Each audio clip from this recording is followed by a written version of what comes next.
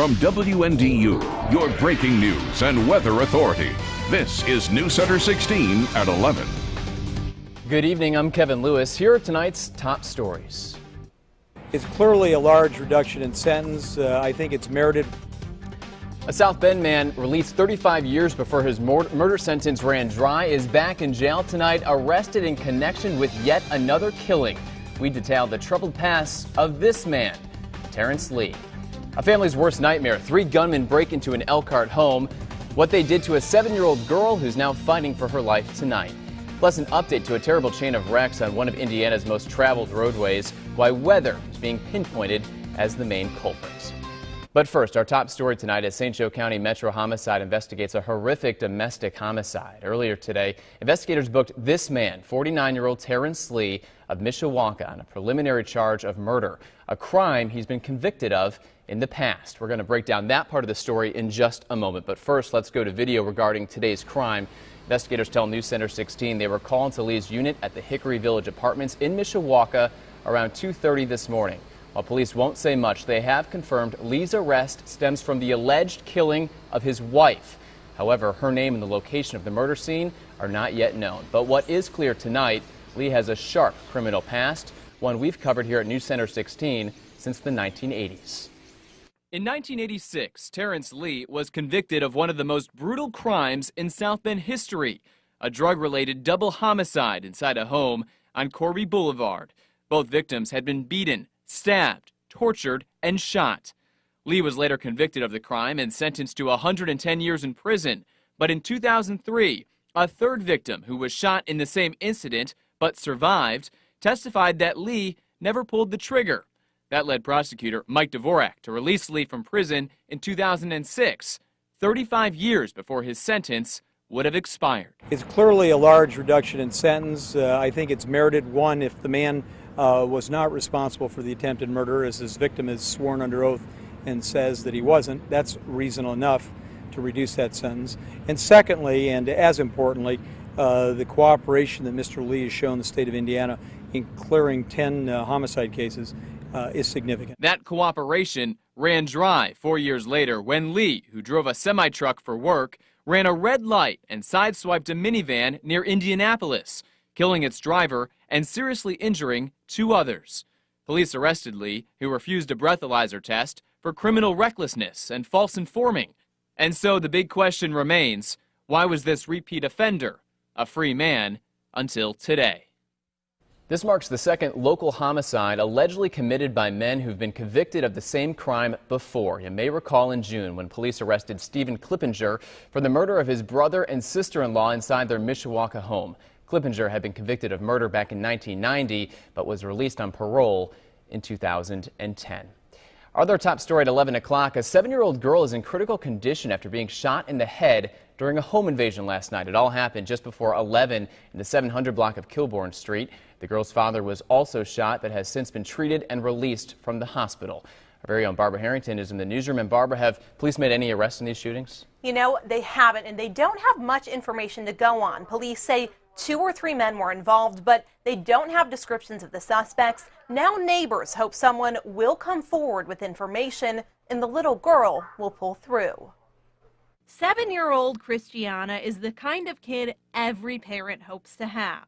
She's a very smart little girl, very energetic, beautiful smile, always helpful to the other kids. But late Friday night, the little girl who lights up everyone else's lives nearly lost hers. I heard the sounds of the gun going off several times, and it got me right up out of bed. I heard the scream. I knew something wasn't right. Christiana and her mother had just come back from a football game when 2 or 3 unfamiliar men approached them outside their home. Christiana's father was home at the time and tried to protect his family from the intruders. In the process, he was shot several times in the arm, Christiana in the head. Oh, sad.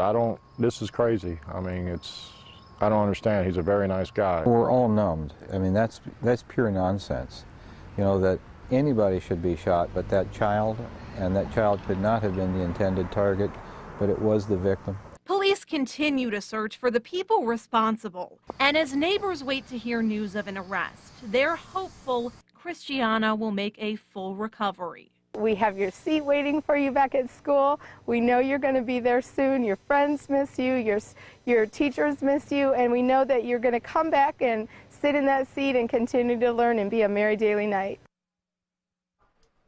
Christiana has been in the second grade for only 4 days. She underwent emergency surgery last night at a South Bend hospital after her brain started to swell. A family member tells me doctors are optimistic, but they don't know if she's going to make a full recovery at this point. And Barbara, for people and viewers not from the Elkhart area, is this a neighborhood where crime happens often? Well, there isn't a lot of crime. It's a very quiet neighborhood. Neighbors were, of course, then shocked when they heard the shots and screaming last night. While they're feeling uneasy after the crime, anyone would be, they're more concerned about how they can help the victims right now. So this is a neighborhood that's really coming together in the face of tragedy. And let's hope they can get those 3 gunmen. Certainly. All right, Barbara, thanks so much.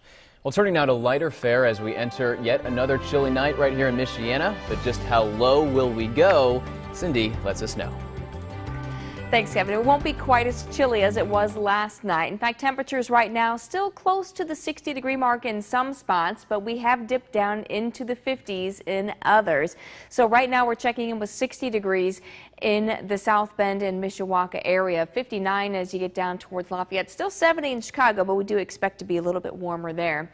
So as we head through the rest of tonight and into tomorrow, we will see cooler temperatures. We are expecting to get down back into the lower 50s again tonight, and we're going to see these cooler temperatures with highs only in the mid-70s continuing for another couple of days.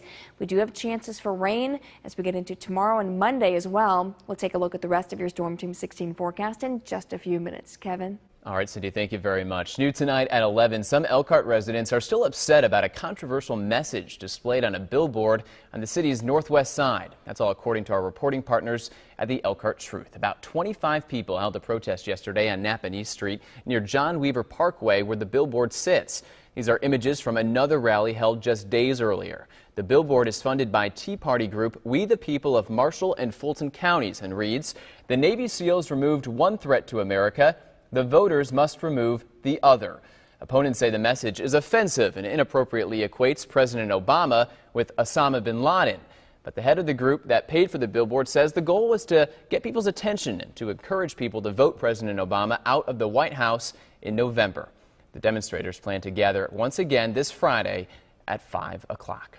Also new tonight, we have an update to a story we first brought to you at 6. State police have reopened all northbound lanes of Interstate 65 in northern Indiana following a series of crashes this morning that killed 1 man and injured 6 others. Here's a look at some aerial video of the scene from earlier today. Police say heavy fog and smoke from a burning dairy barn nearby made it real tough for drivers to see and caused 3 wrecks involving about 20 vehicles some 50 miles southeast of Chicago.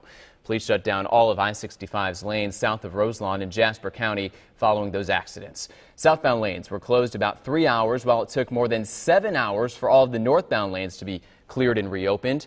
69-year-old Richard Swan of Frankfort, Indiana, was pronounced dead at the scene following one of those crashes.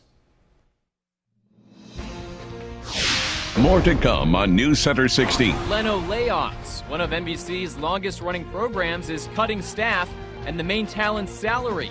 Details from LA. Salmonella scare. More than 100 folks nationwide have gotten sick from the nasty virus.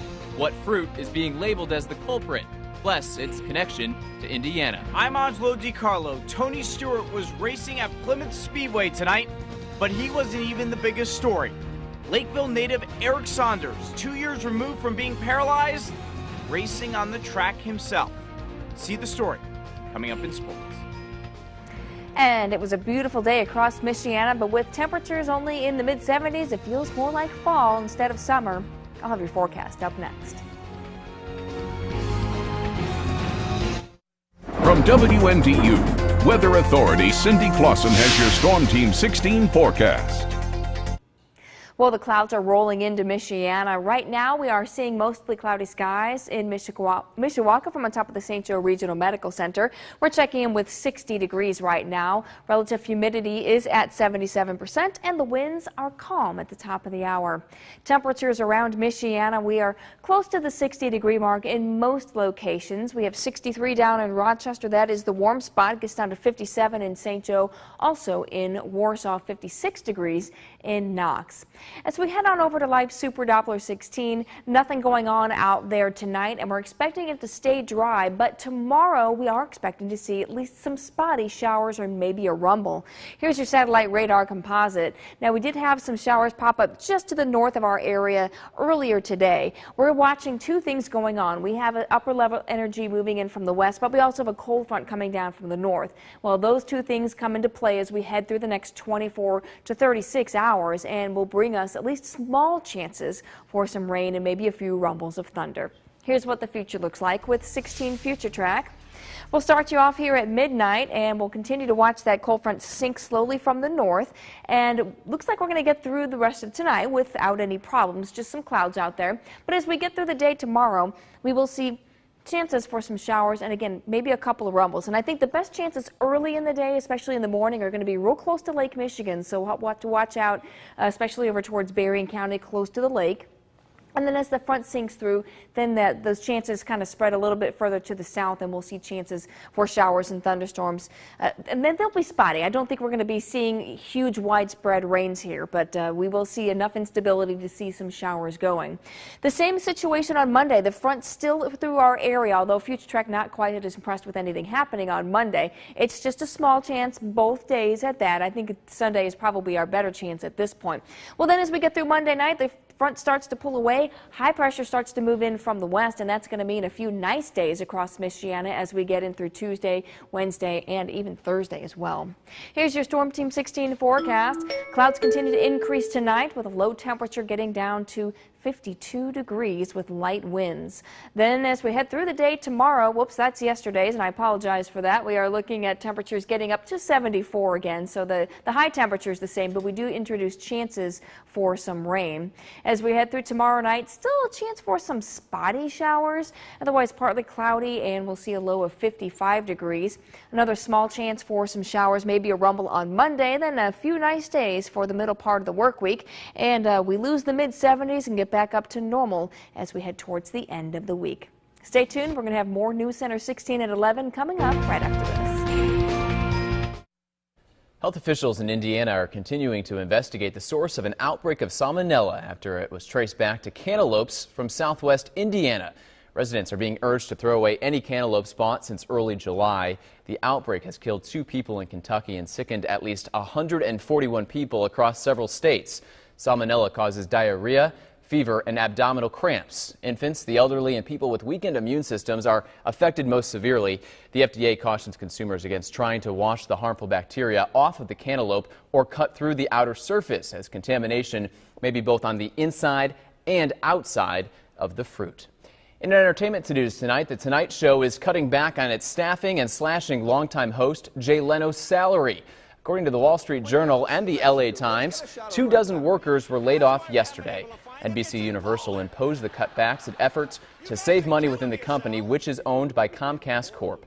A Leno spokesman says the host did what he thought was necessary to protect his staff. The Tonight Show airs weeknights right here on Channel 16 at 11:35 p.m. Well, we are 2 weeks away from the Notre Dame home opener. We'll hear from Irish coach Brian Kelly. Plus, a remarkable night in Plymouth for a Lakeville native being paralyzed, sure not stopping Eric Saunders from racing. His story, that's next in sports.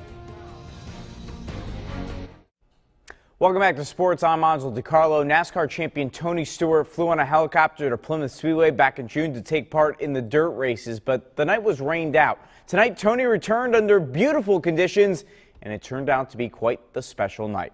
A huge crowd on hand at the Speedway to see Smoke, the 3-time defending Sprint Cup champion who loves to take part in the sprints on dirt. Stewart heads back to Brooklyn, Michigan tomorrow for the Sprint Cup race, but dominating things in Plymouth this evening.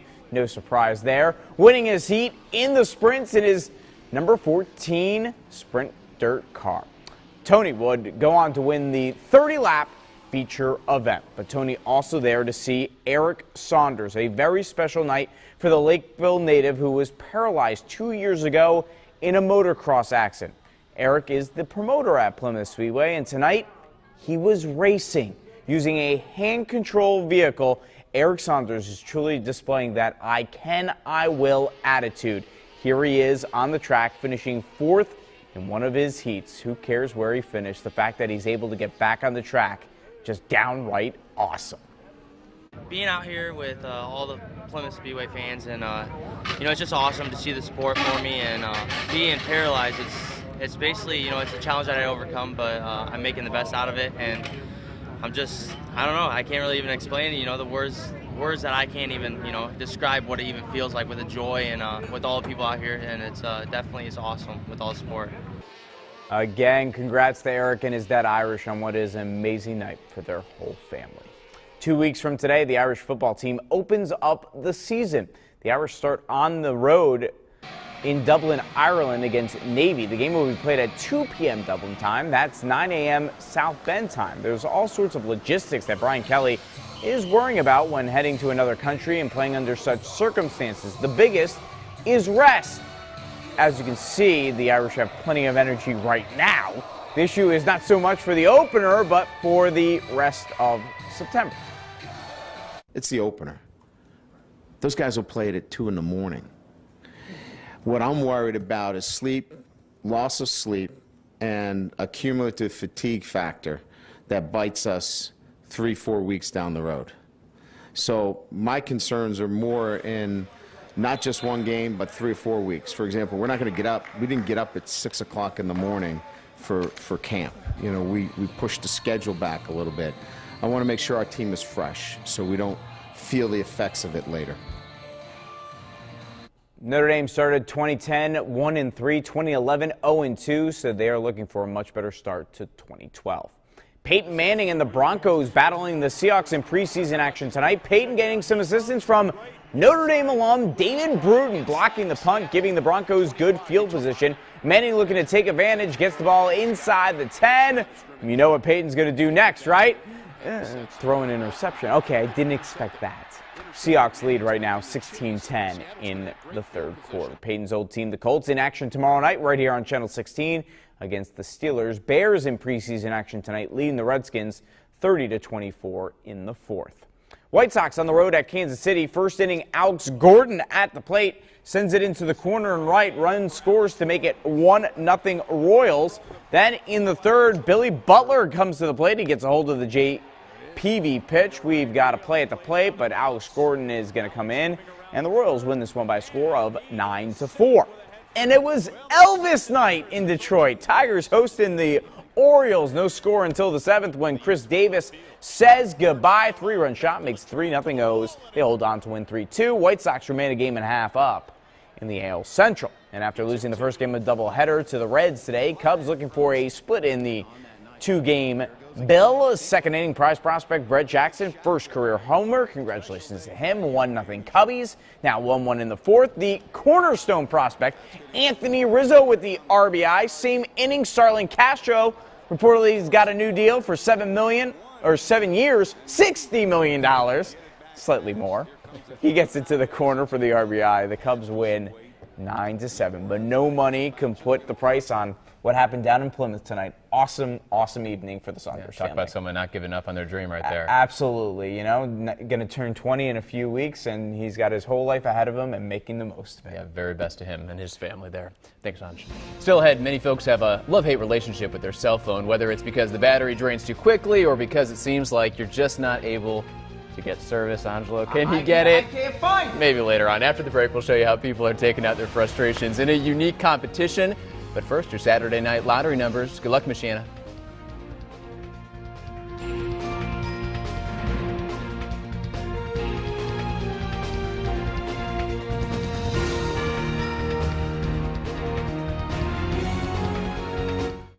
Finally for us tonight, how much do you hate your phone? If you ever wanted to toss your device out the window because of a dropped call or poor reception, you should take part in this unusual sport. Take a look.